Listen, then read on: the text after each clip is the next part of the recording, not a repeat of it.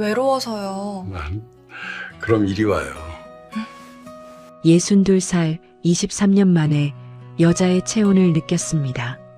새벽 5시 방문이 열리고 44세 그녀가 들어왔을 때 심장이 터질 듯 뛰었습니다. 외로워서요.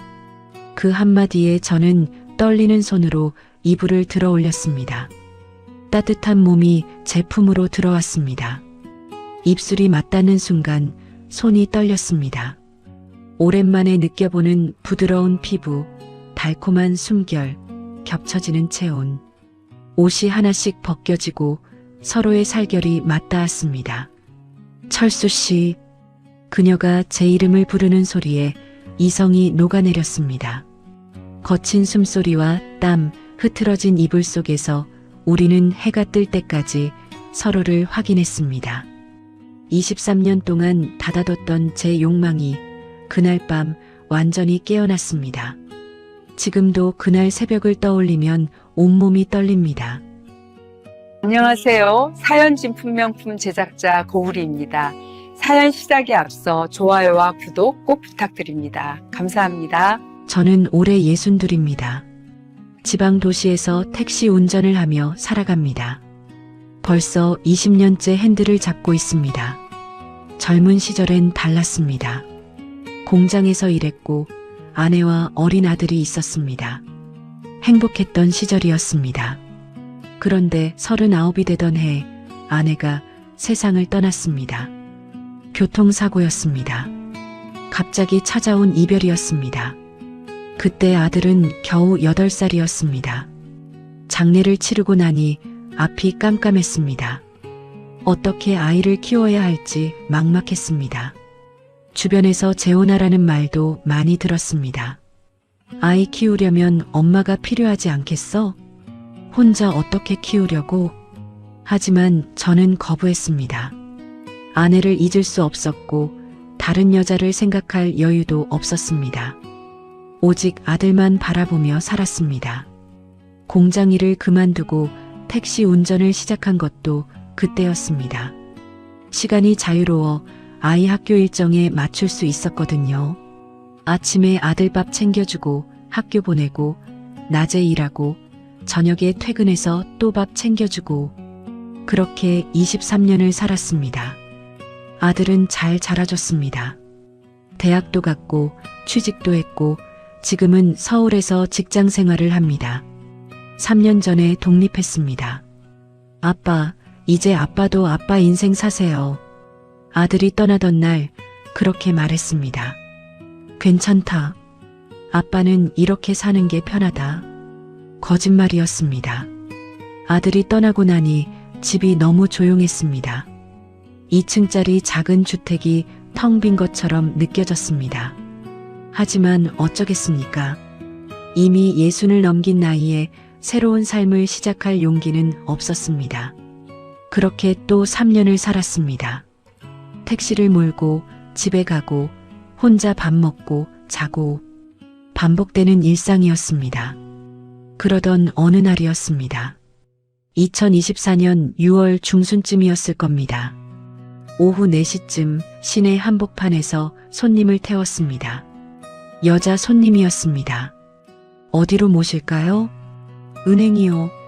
빨리 가주세요. 목소리가 급했습니다. 룸미러로 보니 40대 중후반쯤 돼 보이는 여자였습니다. 키는 보통이었고 머리는 단정하게 묶었고 얼굴은 화장기 없이 깨끗했습니다. 나이에 비해 순수해 보이는 인상이었는데 동시에 꽤 예뻤습니다. 그런데 계속 핸드폰을 보며 안절부절 못하고 있었습니다. 손님, 무슨 급한 일 있으세요? 제가 물었습니다. 네. 어머니가 병원에 말을 제대로 잇지 못했습니다. 뭔가 심상치 않았습니다. 천천히 말씀하세요. 무슨 일인데요? 어머니가 시골에서 쓰러지셔서 병원에 계신데요. 근데 수술비가 없어서 목소리가 떨렸습니다. 수술비가 얼마나 필요한데요? 700만 원이요. 지금 당장 보내야 한대요. 순간 이상한 느낌이 들었습니다. 700만 원을 지금 당장? 혹시 전화 받으셨어요? 네, 병원에서 전화 왔어요. 그리고 어머니 목소리도 들었어요. 어머니 목소리를 직접 들으셨어요? 네, 분명히 우리 엄마 목소리였어요. 확신에 찬 목소리였습니다. 하지만 저는 확신했습니다. 이건 보이스피싱입니다. 손님, 잠깐만요. 그 병원 이름이 뭐라고 했어요? 그게 어디였더라? 여자가 핸드폰을 다시 확인했습니다. 병원이요. 시골에 있는 작은 병원이래요. 그럼 일단 돈 보내지 마시고요. 그 병원에 직접 전화해 보세요. 네. 근데 빨리 보내야 한대요. 아니에요. 이거 보이스피싱일 수 있어요. 보이스피싱? 아니에요. 엄마 목소리 들었다니까요. 여자가 강하게 부정했습니다. 저는 차를 길가에 세웠습니다. 손님, 저 믿으세요. 제가 네이버로 병원 찾아서 전화 연결해 드릴게요. 하지만 일단 확인부터 해봐요. 그게 먼저예요. 저는 핸드폰으로 병원을 검색했습니다. 전화번호가 나왔습니다. 이거 누르세요. 직접 물어보세요. 여자는 떨리는 손으로 전화를 받았습니다. 스피커폰으로 틀어서 저도 들을 수 있었습니다. 여보세요, 병원입니다. 거기 환자 한 분 계신지 확인하고 싶은데요. 이름이, 여자가 어머니 이름을 말했습니다. 잠시 기다리는 시간이 흘렀습니다. 죄송한데요, 그런 환자분 안 계신데요. 네. 오늘 응급실에 오신 분들 다 확인했는데 그런 이름 없으세요. 여자의 얼굴이 하얗게 변했습니다. 그럼 이게 혹시 보이스피싱 아니세요? 요즘 그런 전화 많이 온다고 하던데. 여자가 전화를 끊었습니다. 그리고 주저앉았습니다. 손님, 괜찮으세요? 보이스피싱이었네요. 목소리가 풀려버렸습니다. 다행히 돈 안 보내셨잖아요. 맞아요. 감사합니다. 정말 감사합니다. 여자가 눈물을 닦았습니다. 경찰서 가셔야 해요.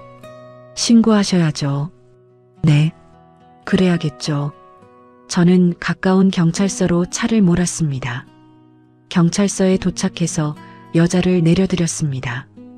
정말 감사합니다. 기사님 아니었으면 큰일 날 뻔했어요. 아니에요. 다행이네요. 기사님 전화번호 좀 받아도 될까요?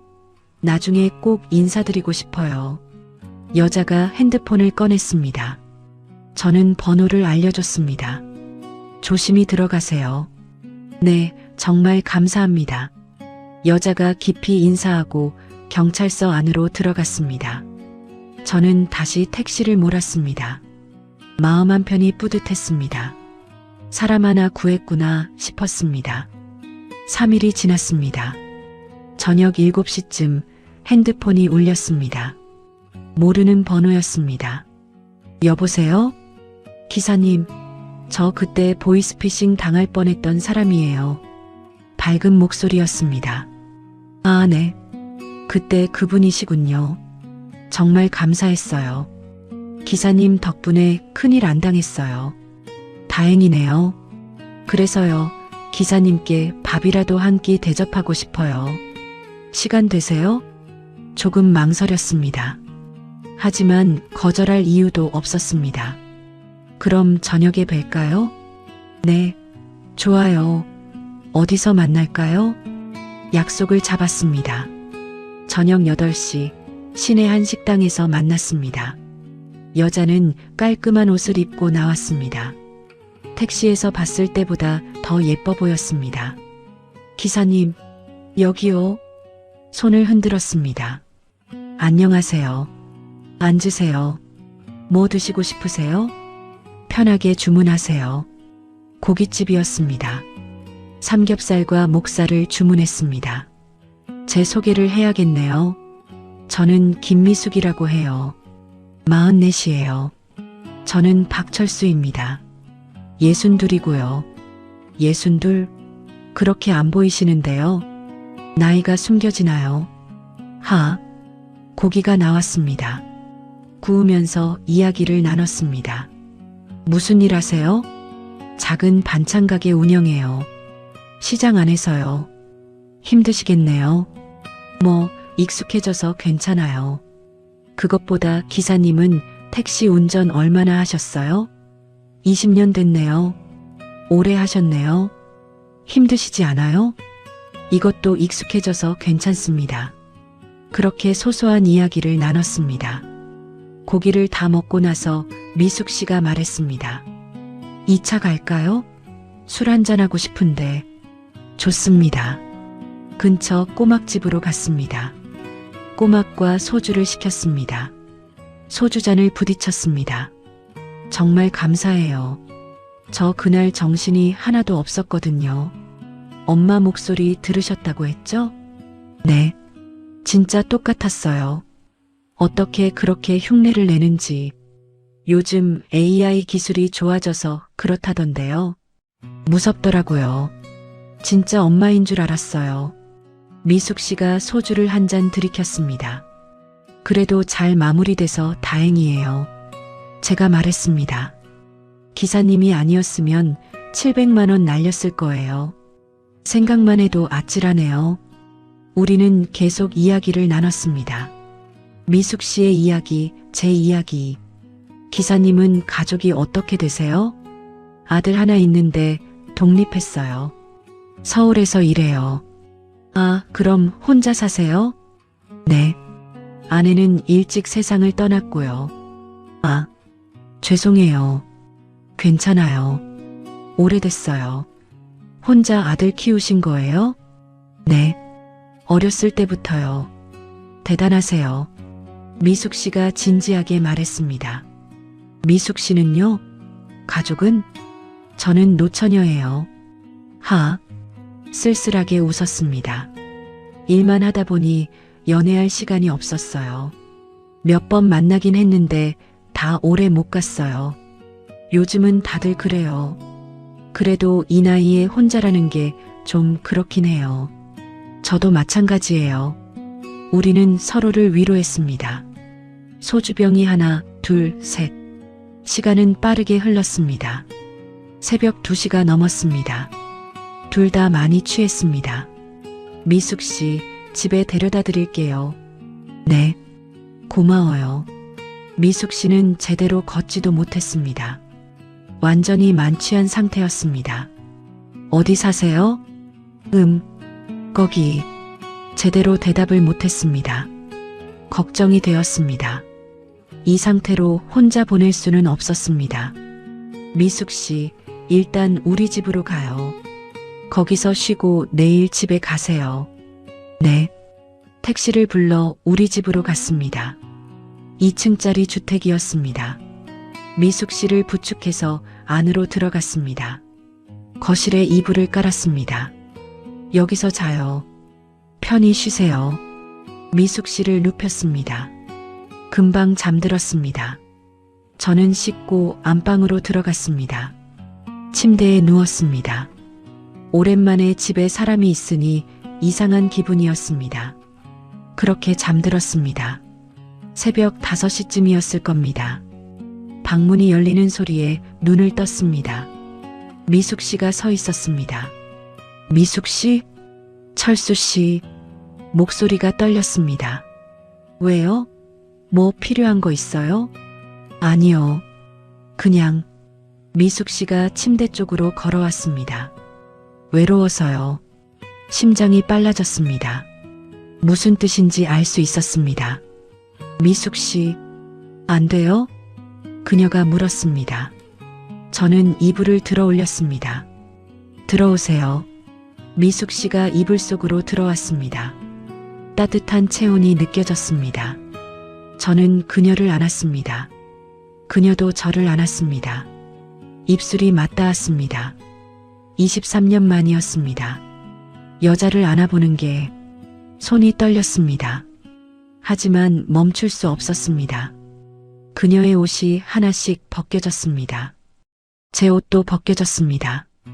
피부가 맞닿았습니다. 부드럽고 따뜻했습니다. 철수 씨, 그녀가 제 이름을 불렀습니다. 미숙 씨, 저도 그녀의 이름을 불렀습니다. 우리는 서로를 확인했습니다. 천천히 그리고 깊게 거친 숨소리가 방 안을 채웠습니다. 땀이 흘렀습니다. 이불이 흐트러졌습니다. 시간이 얼마나 지났는지 몰랐습니다. 창밖으로 해가 떠올랐습니다. 우리는 그제야 멈췄습니다. 이불 속에서 그녀를 안고 있었습니다. 괜찮아요? 제가 물었습니다. 이런 늙은이랑 잔 거? 미숙 씨가 웃었습니다. 좋았어요. 정말 오랜만에 남자랑 함께한 거예요. 저도요. 또 하고 싶은데. 그녀가 속삭였습니다. 저는 다시 그녀 위로 올라갔습니다. 아직 해가 채 뜨지 않은 새벽이었습니다.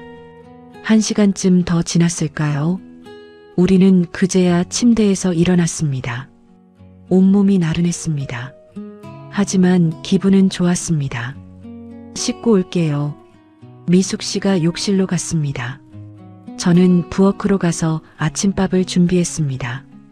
냉장고에 있던 재료로 간단하게 계란말이와 김치찌개를 끓였습니다. 밥도 새로 지었습니다.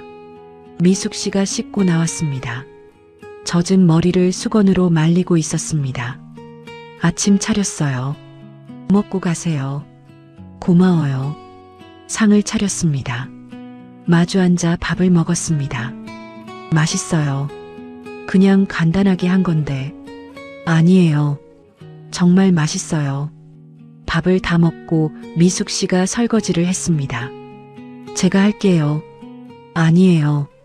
제가 할게요. 그녀는 능숙하게 설거지를 마쳤습니다. 그럼 저 가볼게요. 네, 조심히 가세요. 현관까지 배웅했습니다. 철수 씨, 네, 오늘 고마웠어요. 저도요. 연락할게요. 네. 미숙 씨가 나갔습니다. 문이 닫혔습니다. 혼자 남았습니다. 이상한 기분이었습니다. 설레기도 하고 어색하기도 하고 62에 이런 감정을 느낄 줄은 몰랐습니다. 다음 날 저녁이었습니다. 미숙 씨에게서 전화가 왔습니다. 철수 씨, 저예요. 네, 미숙 씨. 반찬 좀 싸왔어요. 가져다 드리고 싶은데 괜찮아요? 그러세요. 좋죠. 지금 어디세요? 택시 운전 중이에요. 그럼 일 끝나면 연락 주세요. 제가 찾아갈게요. 알겠습니다. 일을 마치고 미숙 씨에게 연락했습니다. 약속 장소에서 만나 그녀를 태웠습니다. 조수석에 큰 보자기가 놓여 있었습니다. 이게 뭐예요? 반찬이요. 많이 싸왔어요. 이렇게 많이요? 혼자 사시잖아요. 드시면서 저 생각하세요. 웃으며 말했습니다. 집에 도착했습니다. 미숙 씨와 함께 집으로 들어갔습니다. 보자기를 풀어보니 정말 반찬이 가득했습니다. 김치, 나물, 조림, 장아찌. 이거 다 언제 만드셨어요? 오늘 가게 일 끝나고 만들었어요. 고생 많으셨네요. 아니에요. 하고 싶어서 한 거예요. 반찬을 냉장고에 넣었습니다. 거실에 앉아 이야기를 나눴습니다. 요즘 어떻게 지내세요? 그냥 똑같죠. 일하고 집에 가고. 외롭지 않으세요? 외롭죠. 근데 익숙해요. 저도요. 미숙 씨가 제 손을 잡았습니다. 철수 씨, 네. 어제 생각 많이 했어요. 저도요. 후회 안 해요? 아니요. 전혀요. 다행이다. 미숙 씨가 웃었습니다. 철수 씨도 외롭죠? 네. 저도 외로워요. 그녀가 저를 바라봤습니다. 오늘도 괜찮아요? 심장이 뛰었습니다. 네. 저는 그녀를 끌어안았습니다. 입술이 맞닿았습니다. 옷이 하나씩 벗겨졌습니다. 거실 소파에서 그리고 침실로 이어졌습니다. 어제보다 더 격렬했습니다. 체력이 조금 부족한 것 같았지만 자존심이 상했습니다. 더 열심히 했습니다. 그녀의 신음소리가 커졌습니다. 저도 거칠게 숨을 몰아쉬었습니다. 땀이 온몸을 적셨습니다. 시트가 흐트러졌습니다. 1시간쯤 지났을까요? 우리는 침대에 누워 숨을 고르고 있었습니다. 철수 씨, 네, 나만 괜찮다면. 미숙 씨가 말을 이었습니다. 나랑 연애하고 싶어요. 가슴이 두근거렸습니다. 정말요? 네. 싫으세요? 아니요. 좋아요. 저는 바로 대답했습니다. 정말요? 네. 저도 미숙 씨 좋아요. 그녀가 제 가슴에 얼굴을 묻었습니다. 고마워요. 제가 더 고맙죠. 우리는 그날부터 연애를 시작했습니다. 일주일에 서너 번씩 만났습니다. 미숙 씨는 가게 일이 끝나면 제게 왔습니다. 저는 택시 일을 마치고 그녀를 기다렸습니다. 함께 밥을 먹고 이야기를 나누고 사랑을 나눴습니다. 평범하지만 행복한 시간이었습니다. 석 달쯤 지났을 때였습니다. 철수 씨, 우리 이제 같이 살면 안 될까요? 미숙 씨가 조심스럽게 물었습니다. 같이 살자고요? 네. 저 혼자 사는 것도 외롭고 철수 씨도 혼자시잖아요. 좋죠. 그럼 살림 합칠까요? 정말요? 네. 언제부터 할까요? 그럼 한 달 후에는 어때요? 제가 정리할 게 좀 있어서. 알겠습니다. 하지만 한 가지 걱정이 있었습니다. 미숙 씨 어머님은 괜찮으실까요? 그게 문제예요. 미숙 씨가 한숨을 쉬었습니다. 아직 말씀 안 드렸어요. 말씀드려야 하지 않겠어요? 네. 이번 주말에 말씀드릴게요. 주말이 지났습니다. 월요일 저녁 미숙 씨에게서 전화가 왔습니다. 울먹이는 목소리였습니다. 철수 씨, 무슨 일이에요? 엄마가 엄청 반대하세요.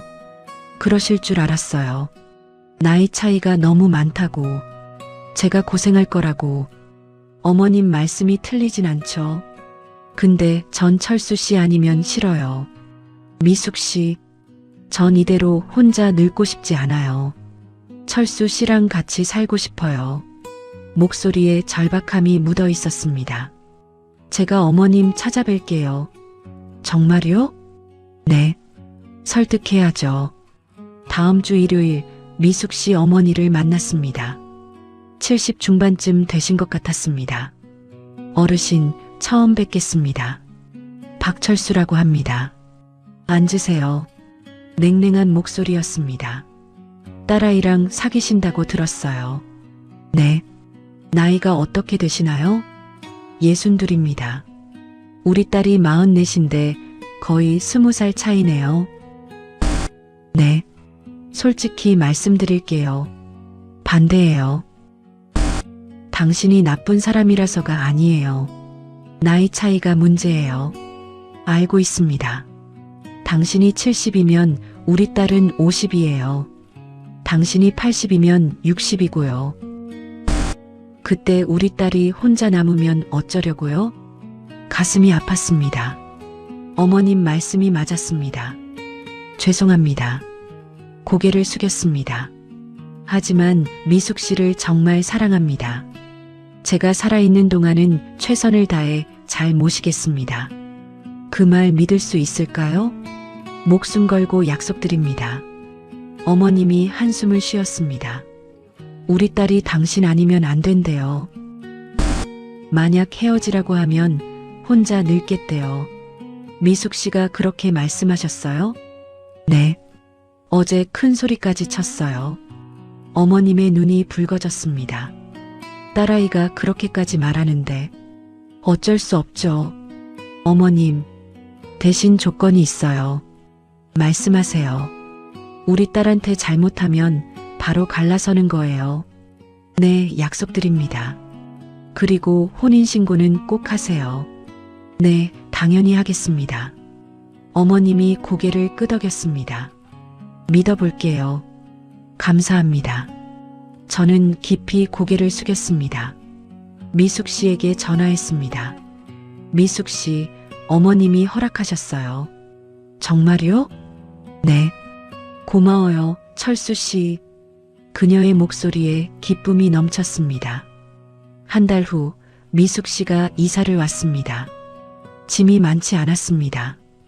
옷가지와 생필품 정도였습니다. 이제 여기가 우리 집이에요. 미숙 씨가 웃으며 말했습니다. 네, 우리 집이에요. 같이 살기 시작했습니다. 아침에 함께 일어나고, 함께 밥을 먹고, 함께 잠들었습니다. 혼자였던 집이 따뜻해졌습니다. 한 달 후 구청에 가서 혼인신고를 했습니다. 결혼식은 따로 올리지 않았습니다. 둘 다 나이도 있고 조용히 살고 싶었으니까요. 하지만 법적으로 부부가 되었습니다. 그것만으로도 충분했습니다. 석 달쯤 지났을 때였습니다. 평소처럼 택시 운전을 하고 있었습니다. 오후 3시쯤 미숙 씨에게서 전화가 왔습니다.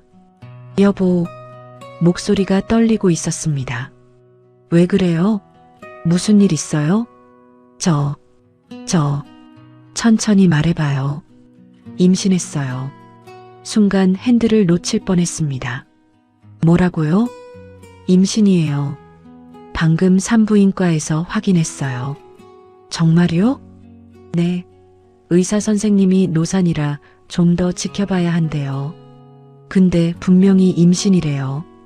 가슴이 터질 것 같았습니다. 지금 어디예요? 제가 바로 갈게요. 집이요. 집에서 기다릴게요. 차를 돌려 집으로 갔습니다. 문을 열고 들어가니 미숙 씨가 거실에 앉아 있었습니다. 여보, 저는 그녀를 끌어안았습니다. 정말 임신이에요? 네. 고마워요. 눈물이 났습니다. 62에 아이를 갖게 되다니 저도 기뻐요. 근데 걱정도 돼요. 제 나이가 45인데 괜찮을까요? 괜찮을 거예요. 의사 선생님 말씀 잘 듣고 조심하면 돼요. 당신은요? 괜찮아요? 이 나이에 아기 생겨서 뭐가 안 괜찮아요? 전 너무 좋은데. 정말요? 네. 우리 아기 꼭 건강하게 낳아요. 미숙 씨가 울었습니다. 고마워요. 제가 더 고맙죠. 그날 밤 미숙 씨 어머님께 전화했습니다. 장모님, 저예요. 무슨 일이에요? 미숙이가 임신했어요. 잠시 침묵이 흘렀습니다. 그래요? 네. 조심히 잘 모시겠습니다. 딸 잘 챙기세요. 네, 어머님. 전화를 끊고 나니 미숙 씨가 웃고 있었습니다. 엄마가 뭐래요? 딸 잘 챙기래요. 다행이다. 이제 조심해야 해요. 무리하면 안 돼요. 알아요. 그날부터 저는 미숙 씨를 더 세심하게 챙겼습니다. 임신 초기는 힘들었습니다. 입덧이 심했습니다. 아침마다 화장실에서 토했습니다. 괜찮아요? 등을 쓰다듬어줬습니다. 네. 조금 있으면 괜찮아질 거예요. 병원에 자주 갔습니다. 의사 선생님은 조심스러워 했습니다. 나이가 있으셔서 고위험 임신으로 분류됩니다. 정기 검진 꼭 받으세요. 네, 선생님. 미숙 씨는 가게 일을 줄였습니다. 오전에만 나가고 오후에는 쉬었습니다. 저도 택시 운행 시간을 줄였습니다. 아내 곁에 있고 싶었으니까요. 석 달이 지나자 입덧이 좀 나아졌습니다. 배도 조금씩 나오기 시작했습니다. 여보, 배 만져봐요. 어디? 여기요. 손을 배에 올렸습니다. 작지만 단단한 느낌이 있었습니다. 우리 아기네요. 그러게요. 미숙 씨가 웃었습니다. 6개월쯤 되었을 때 성별을 알게 되었습니다. 딸이에요. 의사 선생님이 말씀하셨습니다. 딸이요? 네, 건강하게 잘 자라고 있어요. 집에 돌아와 미숙 씨와 이야기했습니다. 딸이래요. 좋아요. 딸도 좋아요. 이름은 뭐로 할까요? 당신이 지어주세요. 저요? 네. 아빠가 짓는 게 좋죠. 며칠을 고민했습니다. 그리고 결정했습니다. 서연이 어때요? 박서연. 서연이? 예쁜데요. 기쁠서에 기쁠연. 기쁨이 이어지라고. 좋아요. 우리 서연이. 미숙 씨가 배를 쓰다듬었습니다. 8개월이 되었습니다. 배가 많이 불렀습니다. 미숙 씨는 걷기도 힘들어했습니다. 여보, 부축해줘요. 조심히, 천천히. 병원 검진도 일주일에 한 번씩 갔습니다. 순조롭게 잘 크고 있어요. 출산 예정일은 다음 달 15일쯤이네요. 감사합니다, 선생님. 아들에게도 연락했습니다. 아빠, 정말요? 동생이 생긴다고요? 그래, 내 동생이 생긴다. 대박이다. 축하해요, 아빠. 고맙다. 근데 괜찮으세요? 나이가. 괜찮다. 아빠 건강해. 알겠어요. 조심하세요. 아들도 기뻐해줬습니다. 10달이 다 되어갔습니다. 예정일이 이틀 앞으로 다가왔습니다. 새벽 3시쯤이었습니다. 여보, 미숙 씨가 저를 깨웠습니다. 왜 그래요? 배가 아파요. 진통이 온 것 같아요. 벌떡 일어났습니다. 지금 병원 가야죠. 준비해둔 가방을 들고 차에 올랐습니다. 병원으로 달렸습니다. 응급실로 들어갔습니다. 산모입니다. 진통 왔어요. 간호사들이 달려왔습니다. 침대에 눕히세요. 미숙 씨를 침대에 눕혔습니다. 의사 선생님이 오셨습니다. 자궁경부가 벌써 5cm 열렸네요. 분만실로 올라가야겠어요. 네, 분만실로 올라갔습니다. 대기실에서 기다렸습니다. 1시간, 2시간, 초조했습니다. 3시간쯤 지났을까요? 분만실 문이 열렸습니다. 간호사가 나왔습니다. 보호자분이세요? 네, 축하드려요. 건강한 딸 낳으셨어요. 정말요? 네, 이리 오세요. 안으로 들어갔습니다. 미숙 씨가 침대에 누워 있었습니다. 땀으로 얼굴이 젖어 있었지만 웃고 있었습니다. 옆에 작은 아기가 누워 있었습니다. 여보, 수고했어요. 제 눈에도 눈물이 났습니다. 우리 딸이에요. 간호사가 아기를 안겨줬습니다. 작고 따뜻했습니다. 서연아, 아빠야. 아기가 작은 손을 움직였습니다. 예쁘네요, 우리 딸. 62에 처음 안아보는 딸이었습니다. 가슴이 벅찼습니다. 일주일 후 퇴원했습니다. 집으로 돌아왔습니다. 서연이를 침대에 눕혔습니다. 이제 우리 셋이네요. 그러게요. 행복해요. 저도요.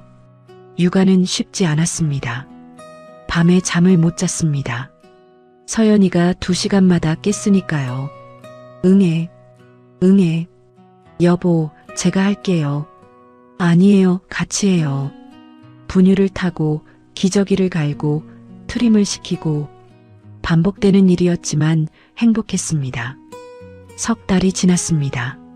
서연이가 웃기 시작했습니다. 까르르. 여보, 우리 딸 웃어요. 정말 예쁘다. 6개월이 지났습니다. 서연이가 뒤집기를 했습니다. 여보, 뒤집었어요. 우리 딸 대단한데? 하루하루가 신기했습니다. 1년이 지났습니다. 서연이가 걷기 시작했습니다. 아빠, 처음으로 아빠라고 불렀습니다. 눈물이 났습니다. 그래, 아빠야. 지금 2년이 지났습니다. 서연이는 2돌이 되었습니다. 아빠, 놀아줘. 그래, 놀아주마. 바쁜 날들입니다. 64세 나이에 2살짜리를 키우는 게 쉽지는 않습니다.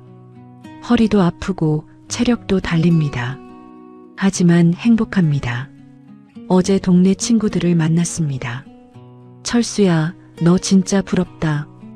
우리는 손주나 보는데 넌 딸을 키우잖아. 젊어 보여. 확실히. 친구들이 부러워했습니다. 고생도 많지만 좋습니다. 솔직한 마음이었습니다. 오늘 아침이었습니다. 서연이가 저를 깨웠습니다. 아빠, 일어나. 그래, 일어났다. 거실로 나갔습니다. 미숙 씨가 아침을 준비하고 있었습니다. 여보, 일어났어요? 네. 아침 먹어요. 상을 차렸습니다. 셋이 둘러앉아 밥을 먹었습니다. 서연아, 맛있니? 응. 딸이 환하게 웃었습니다. 돌이켜보면 신기합니다. 보이스피싱 전화 한 통 때문에 제 인생이 바뀌었으니까요. 만약 그날 미숙 씨를 태우지 않았다면 지금 이 행복도 없었겠죠. 만약 보이스피싱을 눈치채지 못했다면 인연이 이어지지 않았겠죠. 만약 용기를 내지 못했다면 사랑을 시작하지 못했겠죠. 인생은 정말 알 수 없는 것 같습니다. 62에 재혼하고 63세 딸을 낳고 64세 육아를 하고 있으니까요. 주변에서는 가끔 말합니다. 그 나이에 애 키우기 힘들지 않아? 나중에 후회하는 거 아니야? 하지만 신경 쓰지 않습니다. 지금 이 순간이 행복하니까요. 어젯밤 미숙 씨가 잠결에 말했습니다. 여보, 사랑해요. 저도 아내 이마에 키스했습니다.